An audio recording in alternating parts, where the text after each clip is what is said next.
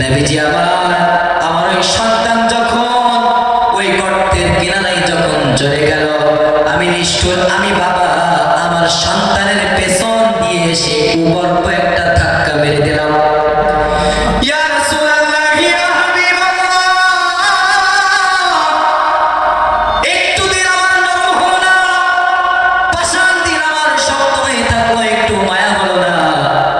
যে সন্তান আমার দাড়ির ময়লাটা পরিষ্কার করে দিল, যে সন্তান আমার শরীরের ঘামগুলা গামছা দিয়ে ছোট্ট ছোট্ট হাত দিয়ে আমার ঘামগুলা পরিষ্কার করে দিল, যে সন্তানটা আমার কত সুন্দর করে আব্বু আব্বু বলে ডাকতেছিল, নবীজি আমার ওই সন্তানটাকে আমি পেছন থেকে উপর একটা এমন জোরে ধাক্কা দিলাম, আমার ওই সন্তান জমিন থেকে ছিটকে গিয়ে ওই গর্তের ভেতরে পড়ে গেল। কত আদর কত স্নেহ তোমার থেকে পেলাম, সব কিছু হারিয়ে আজকে নিঃস্ব হয়ে গেলাম। কত আদর কত স্নেহ তোমার থেকে পেলাম, সব কিছু হারিয়ে আজকে নিঃস্ব হয়ে গেলাম।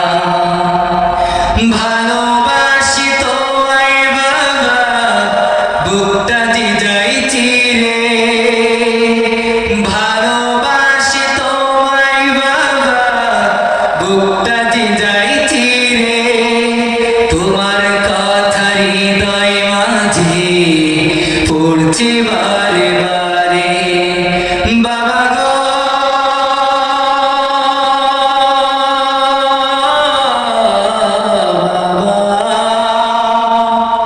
বাবা গো, বাবা।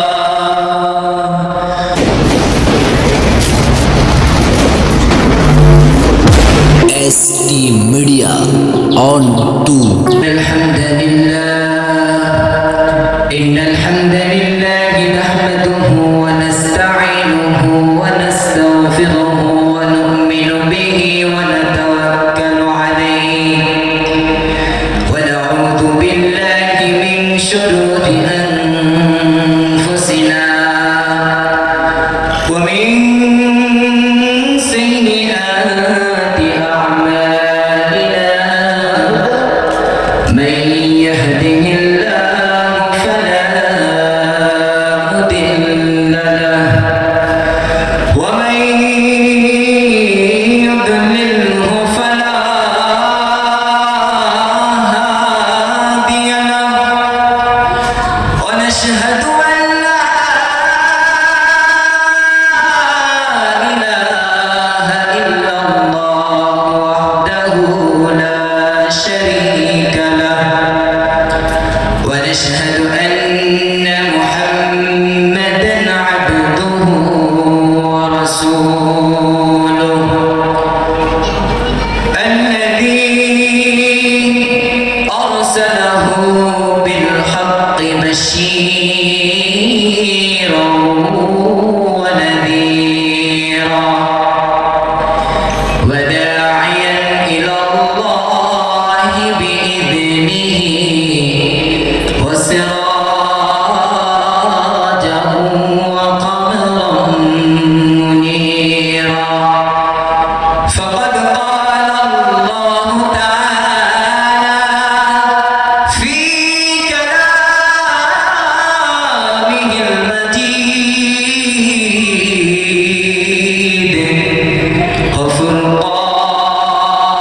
وفرقانه الحميد، أعوذ بالله من الشيطان الرجيم، بسم الله الرحمن الرحيم. إنا خلقناكم من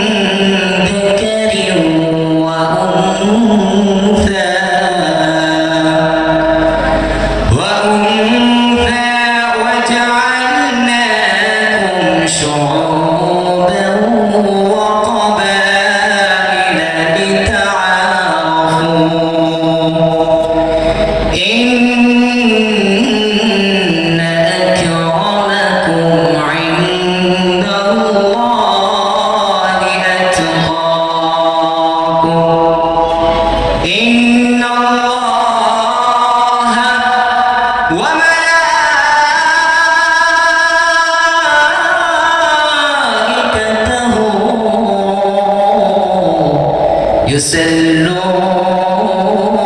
على النبي يا أيها الذين آمنوا صلوا عليه وسلموا تسليما اللهم صل على محمد وعلى آل محمد كما صليت على إبراهيم وعلى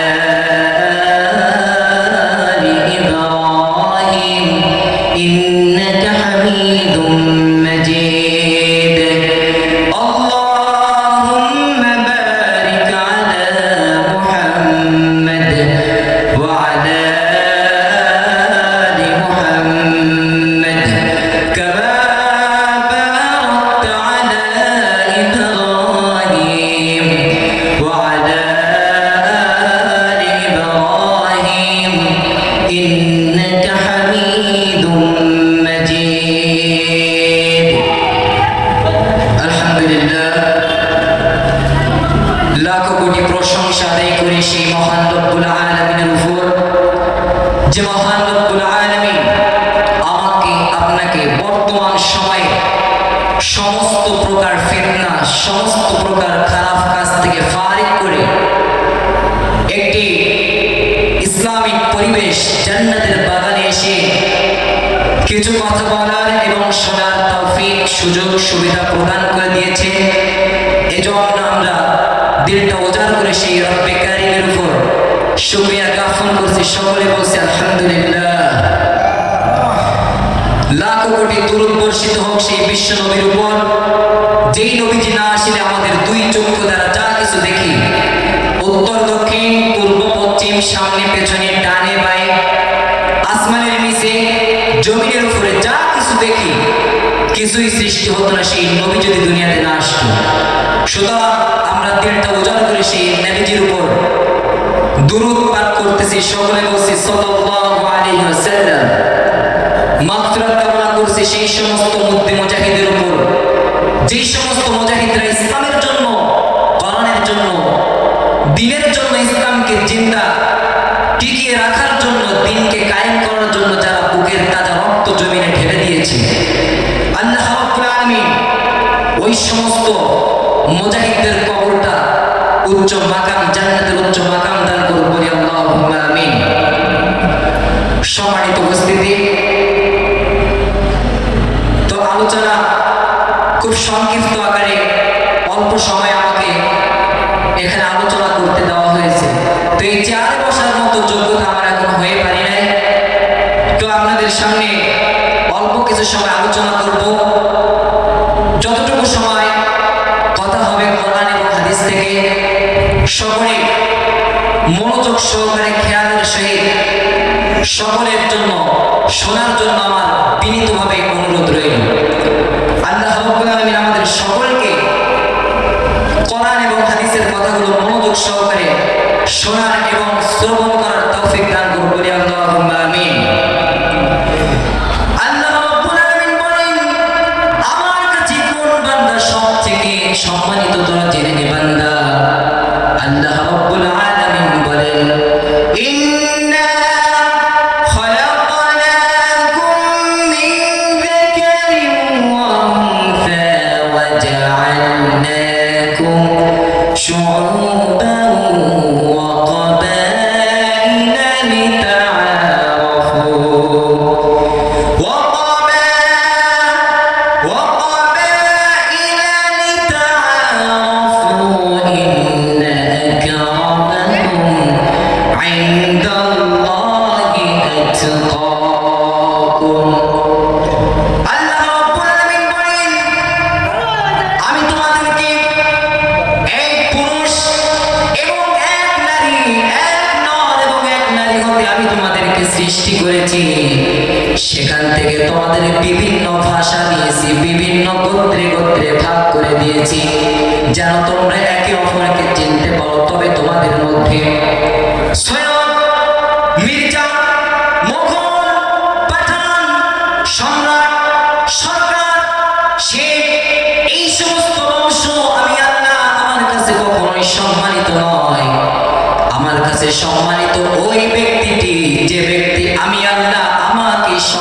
থেকে বেশি ভয় করে। সুবহানাল্লাহ। আমার বন্ধুগণ, যেখান থেকে আমি তেলাওয়াত করেছি সেই তেলাওয়াত কিন্তু আয়াতের দিকে আস্তে আস্তে চলে যাব। দুনিয়ার জীবনকে সুন্দর করে সাজিয়ে আখিরাতের জীবনের জন্য আমরা প্রস্তুতি নিয়ে ফেলব। দুনিয়ার জিন্দেগিটা সুন্দর করে সাজানো হয়ে যাবে, আখিরাতের জিন্দেগিটাকে সুন্দর করে দুনিয়ার ভেতরে সাজিয়ে ফেলতে হবে। আখিরাত যদি কোনো বান্দা লাভ করতে চায়, ওই বান্দাকে আখিরাতের জন্য প্রস্তুতি নিতে হবে এই দুনিয়ার বুকে। আমার বন্ধুগণ, যে ব্যক্তি দুনিয়ার জিন্দেগি থেকে আখিরাতের জিন্দেগি যার সাধনা হয়ে যাবে, ওই ব্যক্তি যেন আখিরাতের জন্য সুগন্ধ পেয়ে যাবে, জান্নাতে সে জান্নাত পেয়ে যাবে। আমার বন্ধুগণ, দুনিয়ার মধ্যে আখিরাতের জিন্দেগি যদি সাজাতে হয়, আখিরাতে যদি কোনো বান্দা যেতে হয়, ওই বান্দাকে দুনিয়ার মধ্যে 15টি কাজ তার উপর ফলো করতে হবে। বলেন কয়টি কাজ? 15টি কাজ। ওই বান্দাকে এই দুনিয়ার মধ্যে ওই বান্দা যদি 15টি কাজ করে যেতে পারে, আল্লাহ রাব্বুল আলামিন তাকে নিঃসন্দেহে জান্নাত দিয়ে দেবেন। সুবহানাল্লাহ। আল্লাহ রাব্বুল আলামিন বলেন, ইন্নামাল মুমিনুনা আল্লাযীনা আমানু বিল্লাহি ওয়া রাসূলিহি সুম্মা লাম ইয়ারতাবু ওয়া জাহাদু বিআমওয়ালিহিম ওয়া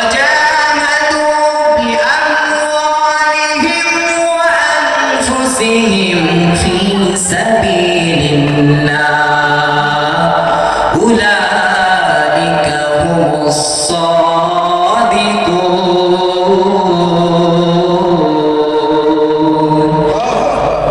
আল্লাহ রাব্বুল আলামিন বলেন, নিঃসন্দেহে প্রকৃত মুমিন তো তারা, যারা আমি আল্লাহ আমার উপরে যারা ঈমান আনে এবং রাসূলের প্রতি যারা ঈমান আনে কোনো সন্দেহ ছাড়াই, এবং যারা আল্লাহ রাব্বুল আলামিনের রাস্তায় জিহাদ করে জান এবং মাল দিয়ে।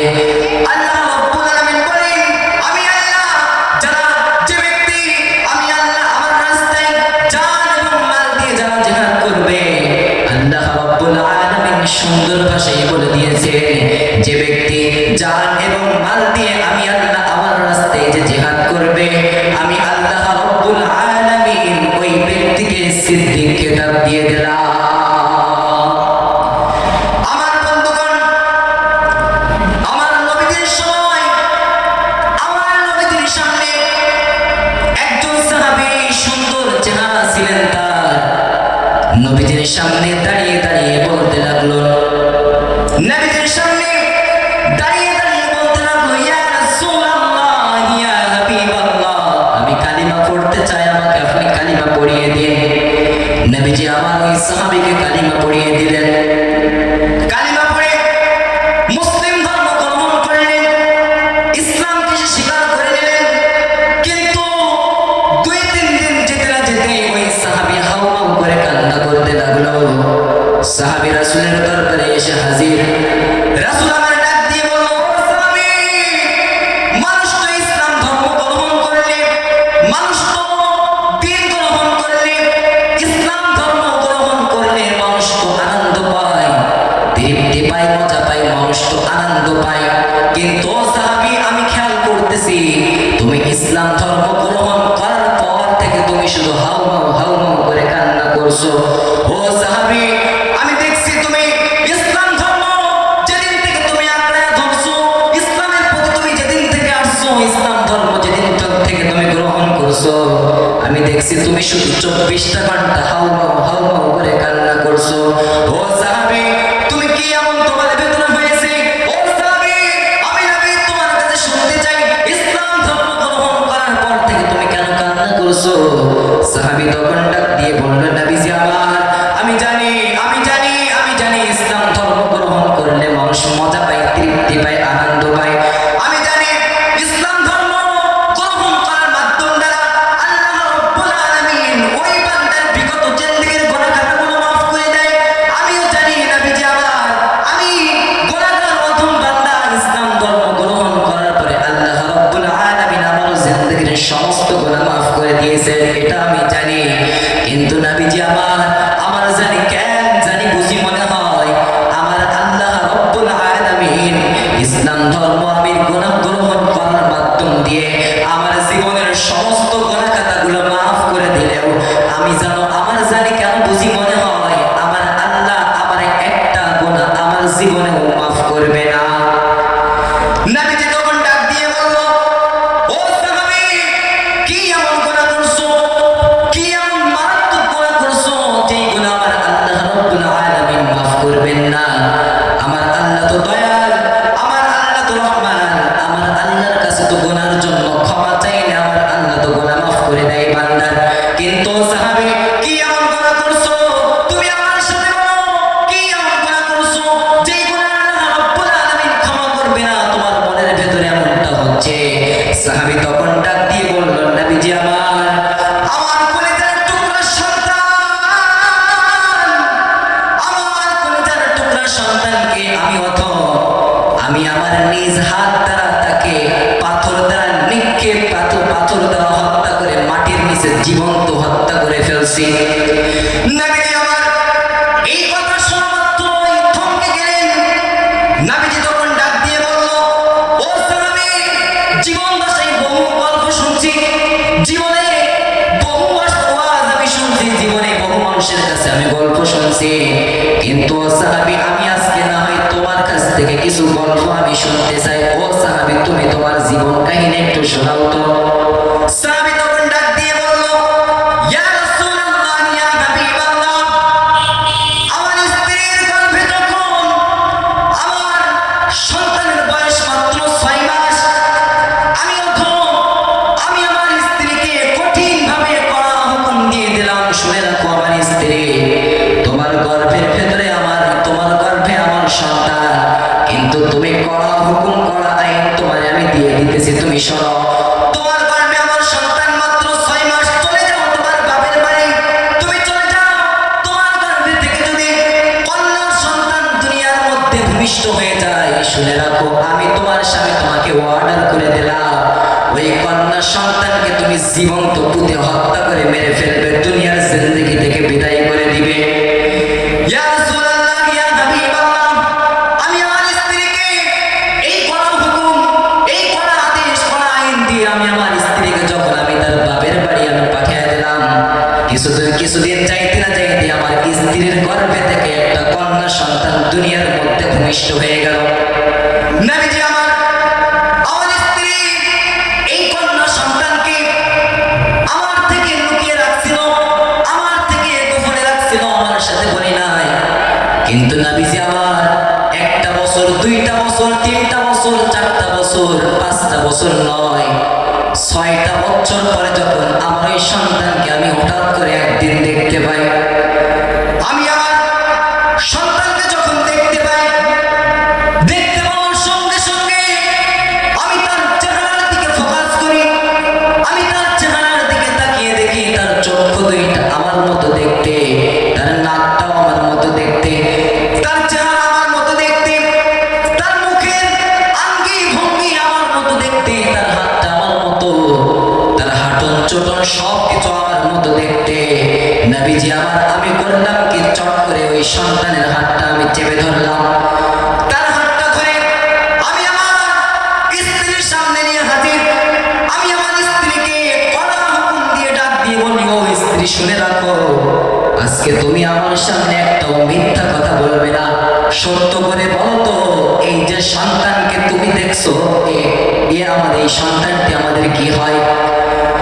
স্ত্রী তখন ডাক দিয়ে বলল, ও আমার স্বামী জান, সত্যটা কতদিন আমি চাপিয়ে রাখবো, কিন্তু শুনে রাখো, যে সন্তান আমার গর্ভে আজ থেকে 6টি বছর আগে ছিল, যে সন্তানকে আপনি মারার অর্ডার করেছিলেন, এটা আর কেউ নয়, এটা হলো ওই সেই হতভাগী সন্তান।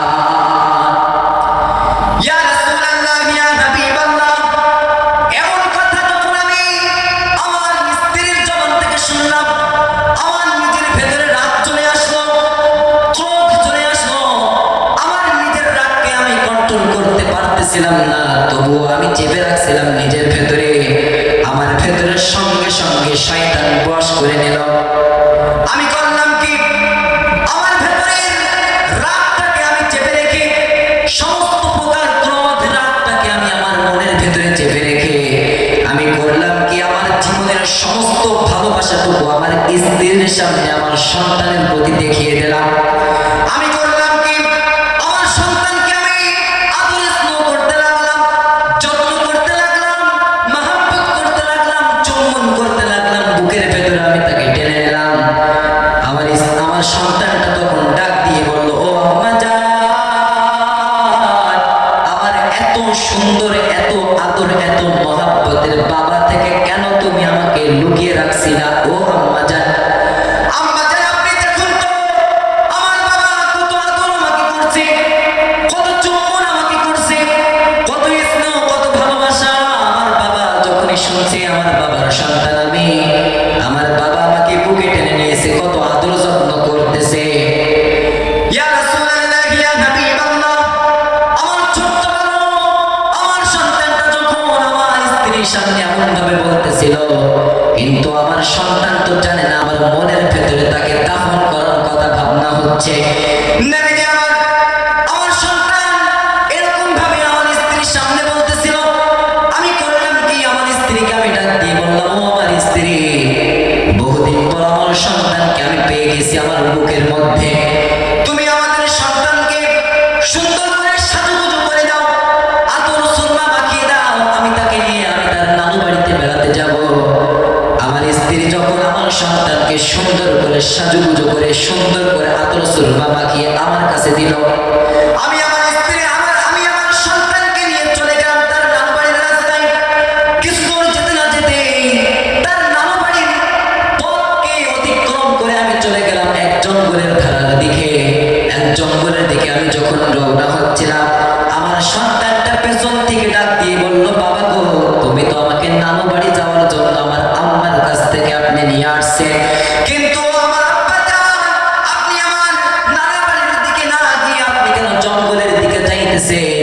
নবীজি আমার, আমি আমার সন্তানকে নিয়ে জঙ্গলের দিকে যাইতেছিলাম, আমার সন্তানটা পেছন থেকে এমন ভাবে আমাকে জিজ্ঞাসা করতেছিল, আমি নিষ্ঠুর, আমি অধম বাবা, তার একটা কথাই সাড়া আমি দিলাম না, নিজেকে কন্ট্রোল করে সমস্ত কথা, তার একটা কথার উত্তর না দিয়ে আমি নিজেকে চুপচাপ রেখে আমি জঙ্গলের দিকে তাকে নিয়ে চলে গেলাম। জঙ্গলের ভেতরে গিয়ে যখন আমি জমিনের উপর যখন কোদাল দিয়ে আঘাত করতে লাগলাম, আমি আমার সন্তানকে জীবন্ত পুঁতে মেরে হত্যা করার জন্য যখন জমিনের উপর আমি কোদাল আঘাত করতে লাগলাম, যখন আমি কোদাল দিয়ে জমিনের উপর মাটি খনন করতে লাগলাম, আমার সন্তানটা পেছন থেকে ডাক দিয়ে বলল, ও আব্বা জান, আপনি তো নানা বাড়ি যাইতেছিলেন, কিন্তু আব্বা জান, পথকে অতিক্রম করে আপনি জঙ্গলের দিকে এসে কেন আপনি এখানে মাটি খনন করতেছেন? আমি আমার সন্তানের কোনো কথাই আমি উত্তর দিলাম না, সন্তানের একটা কথার জবাব না দিয়ে আমি মাটি খনন করতেছিলাম, জমিনের বুক চিরে আমি মাটি খনন করতেছিলাম। নবীজি আমার মাটি খনন করতে করতে কিছু সময় পরে মাটির উপর যখন আমি কোদাল দিয়ে কোপ দিলাম, মাটির উপর থেকে জমিন থেকে কিছু মাটি আমার দাড়ির উপরে রেখে যায়। আমার সন্তানটা তার 5টা আঙ্গুল মোবারক দিয়ে আমি বাবা আমার দাড়ি থেকে ওই ময়লা ওই মাটিটা খেলাল করে পরিষ্কার করে দিল।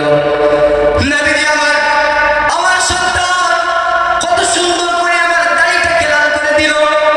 যেই সন্তানকে আমি পুঁতে মেরে হত্যা করার জন্য আমি রক্ত খনন করতেছি, সেই সন্তানটা আমার দাড়িতে একটু মাটি লাগছে, এটা দেখে ওই সন্তান আমার দাড়িটা পরিষ্কার করে দিল। আমি নিষ্ঠুর, আমার দিলটা একটু নরম হলো না, পাথর দিন। আমি কোনো কিছু না দেখে আমি সামনের দিকে মাটি খনন করতে লাগলাম। পুরা রৌদ্রের ভেতরে আমার মাথা থেকে পা পর্যন্ত, শরীর থেকে 3.5 হাত বডি থেকে আমার শরীর থেকে ঘাম ঝরতেছিল। যে সন্তানের জন্য আমি মাটি খনন করতেছিলাম, নবীজি আমার ওই সন্তান পেছন থেকে সে গামছা দিয়ে আমার শরীরের ঘামগুলো মুছে দিচ্ছে। আমার ওই সন্তান কত মহব্বত করে, কত ভালোবেসে আমার শরীরের ঘামগুলো মুছে দিচ্ছে, আর আমাকে বলতেছিল, বাবা যান, আপনি আমার নানু বাড়ি যাওয়ার নাম করে নিয়ে এসে আপনি কেন এখন এখানে দুপুরের ভেতরে মাটি খনন করতেছে? ও আব্বা যান, আপনি কেন এখানে মাটি খনন করতেছে? রাসূলুল্লাহ, ইয়া নবীজি, ইয়া হাবিব, আমি আমার সন্তানের কোনো কথার দিকে আমি তাকালাম না। আমার সন্তানের একটা কথার মায়ায় আমি একটা মহব্বতে আমি পড়লাম না। সামনের দিকে আমি অগ্রসর হতে লাগলাম। জমিনের বুক চিরে মাটি যখন আমি খনন করতে করতে এক পর্যায়ে যখন মাটি খনন করা শেষ, আমি উপরে চলে আসলাম। আমার সন্তানটা ওই গর্তের কিনারায় চলে গেল। সে দেখতে গেল আমার বাবা এখানে মাটি গর্ত খনন করছে, আমি একটু কানাই দেখে আসি। নবীজি আমার ওই সন্তান যখন ওই গর্তের কিনারায় যখন চলে গেল, আমি নিষ্ঠুর, আমি বাবা আমার সন্তানের পেছন দিয়ে এসে উপর্ব একটা ধাক্কা মেরে দিলাম। ইয়া রাসূলুল্লাহ, ইয়া হাবিবাল্লাহ, একটু দিন আমার নরম হলো না, পাষাণ দিন আমার শক্ত হয়ে থাকলো, একটু মায়া হলো না? যে সন্তান আমার দাড়ির ময়লাটা পরিষ্কার করে দিল, যে সন্তান আমার শরীরের ঘামগুলা গামছা দিয়ে ছোট্ট ছোট্ট হাত দিয়ে আমার ঘামগুলা পরিষ্কার করে দিল, যে সন্তানটা আমার কত সুন্দর করে আব্বু আব্বু বলে ডাকতেছিল, নবীজি আমার ওই সন্তানটাকে আমি পেছন থেকে উপর্ব একটা এমন জোরে ধাক্কা দিলাম, আমার ওই সন্তান জমিন থেকে ছিটকে গিয়ে ওই গর্তের ভেতরে পড়ে গেল। নবীজি আমার একটু মায়া হলো না, আমার ভেতরে একটু দয়া হলো না? আমার সন্তানটা উপর্ব আঘাতে ওই গর্তের ভেতরে যখন উল্টা খেয়ে পড়ে গেল, আমার সন্তানটা আমার দিকে হাত জোর করে ডেকে বলতে লাগলো, বাবা গো, বাবা, ও আমার বাবা গো। এটাই সত্য হয়ে গেল আমার মায়ের কথা। আমার মা, আজকে বুঝলাম আমার মা আমাকে দীর্ঘ ৬টা বছর আপনার থেকে আমাকে দূরে সরিয়ে রাখছিল, কিন্তু আজকে তার বাস্তব প্রমাণ হয়ে গেল। আপনি একটা বাবা হয়ে আমার মতো ছোট্ট বালককে আপনি উপর্ব ধাক্কা দিয়ে জমিনের উপরে থেকে গর্তে ফেলায় দিলেন। কিন্তু আমার বাবা জান, শুনে রাখো, আমি বালক তোমার কাছে, তোমার সন্তান হয়ে তোমার কাছে হাতটা বিনয়ের সাথে অনুরোধ করে আমি তোমার কাছে জানাচ্ছি, বাবা গো, আপনি আমার জীবনটা, আমার জানটা আপনি আমার নিবেন না, আপনি আমাকে প্রাণ মারবেন না। আপনার আঘাত আমি সহ্য করতে পারবো না, মাটির চাপা আমি সহ্য করতে পারবো না বাবা। আপনার কাছে বিনয়ের সহিত অনুরোধ আমার আল্লাহ। আমি আল্লাহকে ডাকতে লাগলাম, আর বাবাকে তখন সন্তানটা ডাকতে লাগলো বিনয়ের সহিত। ওই সন্তান কচি বালক তখন বলতে লাগলো, বাবা গো, আপনার কাছে আমার বিনয়ের সাথে অনুরোধ, আপনি আমার জীবনটা নিয়েন না, একটা বারের মতো আপনি আমার প্রাণটা ভিক্ষা দিয়ে দেন, আপনি আমার মায়ের কাছে পাঠিয়ে দিন। বিশ্বাস করো বাবা, আমি আমার জীবন দশায়, আমি আমার জিন্দেগির একটা সেকেন্ড সময় হলেও তোমার সামনে আমার মুখ আমি দেখাবো না। ও বাবা গো, বিনিময়ে আপনি আমার প্রাণে মারবেন না, জানে মারবেন না, জীবন্ত মারবেন না, হত্যা করবেন না। ইয়া রাসূলুল্লাহ, ইয়া হাবিবাল্লাহ, আমার ছোট্ট বালক এত সুন্দর করে বিনয়ের সহিত চোখে পানি ওঠা কান্না করতে করতে যখন আমাকে সে আসমানের দিকে তাকিয়ে আমাকে যখন এমন ভাবে বলতে লাগলো, নবীজি আমার নিষ্ঠুর দিল, আমার জাহির দিল, আমার ভেতরে একটু মায়া হলো না, একটু দয়া হলো না। আমি তার একটা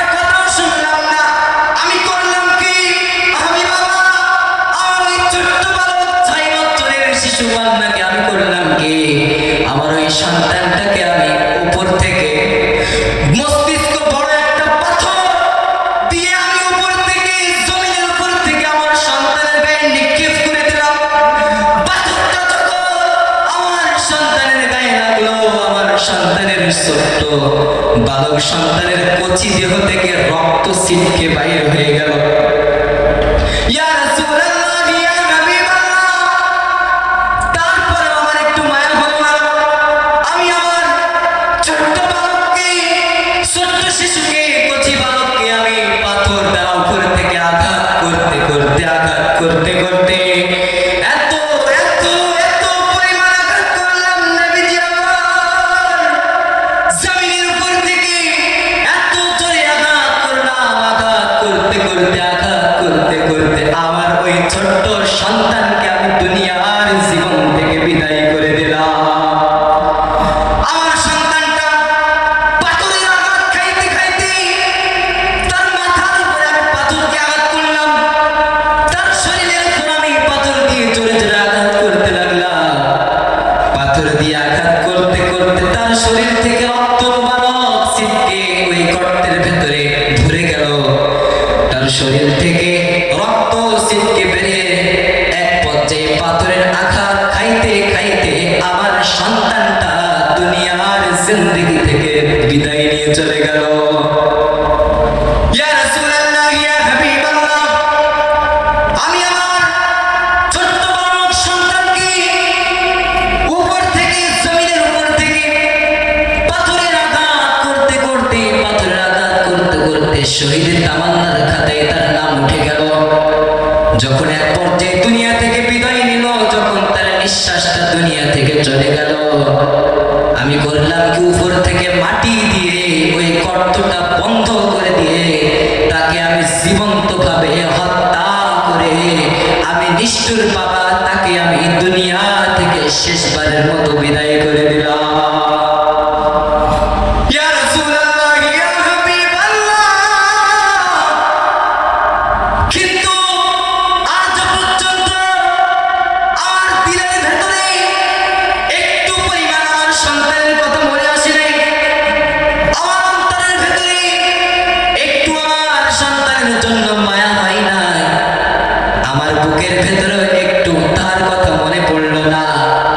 নবীজি আমার, যেদিন থেকে আমি আপনার হাতে কালিমা পড়ছি, যেদিন থেকে আপনার হাতে আমি ইসলামকে স্বীকার করে নিয়েছি, ইসলাম ধর্ম যেদিন থেকে আমি আঁকড়ে ধরছি, যেদিন থেকে আমি আল্লাহর পথে চলে আসছি, কোরআনকে আঁকড়ে ধরছি, রাসূলের সুন্নাতকে আমি আঁকড়ে ধরছি, নবীজি আমার আপনার হাতে হাত রেখে কালিমা পড়ার পর থেকে একটা রাত আমি অধম আমার ঘুম আসে না।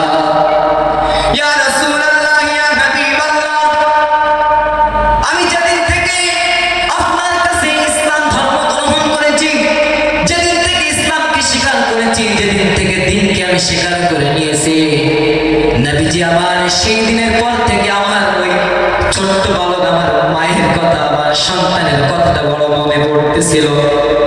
সেই দিনকার আঘাতের কথা আমার বুকের ভেতরে এত বড় বড় ভাবে ধাক্কা দিচ্ছে, একটা একটা ধাক্কা আমার অন্তরটা ভেঙে চুরমার হয়ে যাইতেছে। নবীজি আমার ইসলাম ধর্ম গ্রহণ করার আগে আমার সন্তানের কথা মনে আসে নাই। ইসলাম ধর্ম যেদিন থেকে আপনার কাছ থেকে আমি কালিমাকে স্বীকার করে নিয়েছি, দ্বীনকে আমি স্বীকার করে নিয়েছি, নবীজি আমার একটা রাত সেই দিন পর থেকে আমার ঘুম আসে না।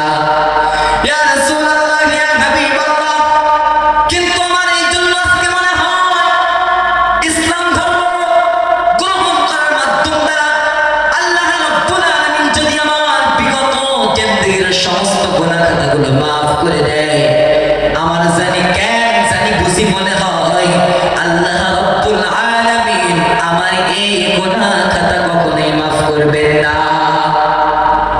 রাসূল তখন ডাক দিয়ে বলল, ও সাহাবী,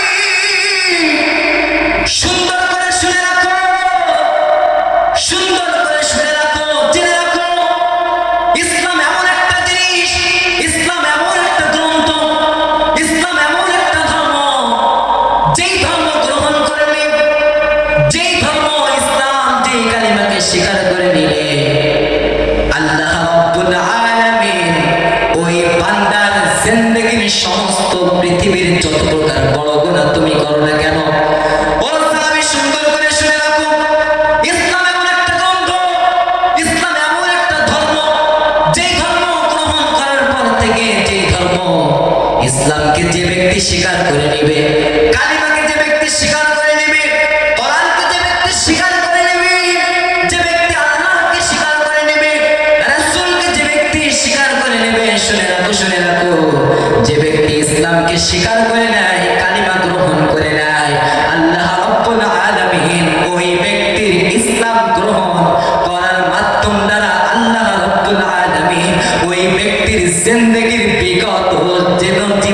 সমস্ত গুনাহগুলো মাফ করে দেন। আমার বন্ধুগণ, এমন কথা, এত নিষ্ঠুর বাবা জীবন দশায় একটা খুঁজেও পাওয়া যায় না, যে বাবা তার সুন্দর সন্তানকে দুনিয়া থেকে বিদায় করে দিয়েছিল, ওই সন্তানকে হত্যা করার পর যদি আল্লাহ রাব্বুল আলামিন আমাকে আপনাকে তার জীবনের সমস্ত গুনাহ খাতা যদি আল্লাহ মাফ করতে পারেন, কিন্তু আজকের এইখান থেকে শুনে রাখুন, আমার জীবনের সমস্ত প্রকার টোটা ফাটা গুনাহ আমার আল্লাহ এমন এক আল্লাহ যার কাছে দুই কান হাত তুলে আপনার গুনার কথা বললে আমার আল্লাহ রাব্বুল আলামিন জীবনের সমস্ত গুনাহ খাতাগুলো মাফ করে দেন। সুবহানাল্লাহ। বাবা তুমি কেমন আছো ছোট মাটির ঘরে, তোমার কথা হৃদয় মাঝে পড়ছে বারে বারে। বাবা গো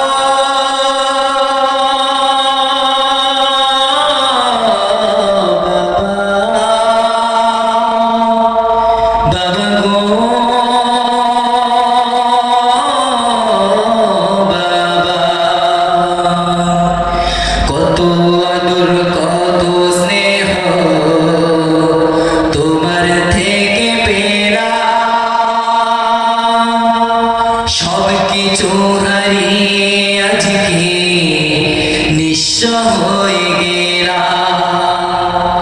কত আদর কত স্নেহ তোমার থেকে পেলা, সব কিছু হারিয়ে আজকে নিঃস্ব হয়ে গেলা। ভালোবাসি তোমায় বাবা, বুকটা যে যাই চিরে, ভালোবাসি তোমায় বাবা, বুকটা যে যাই চিরে, তোমার কথা হৃদয় মাঝে পড়ছে বারে বারে। বাবা গো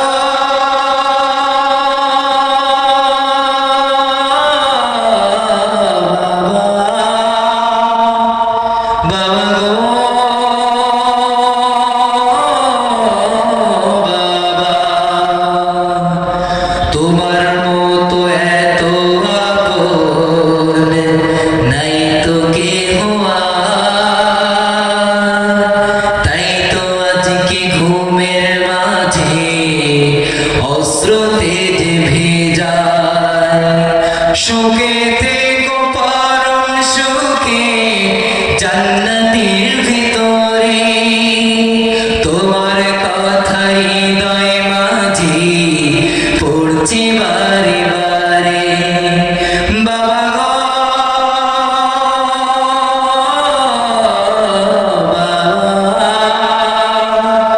বাবা গো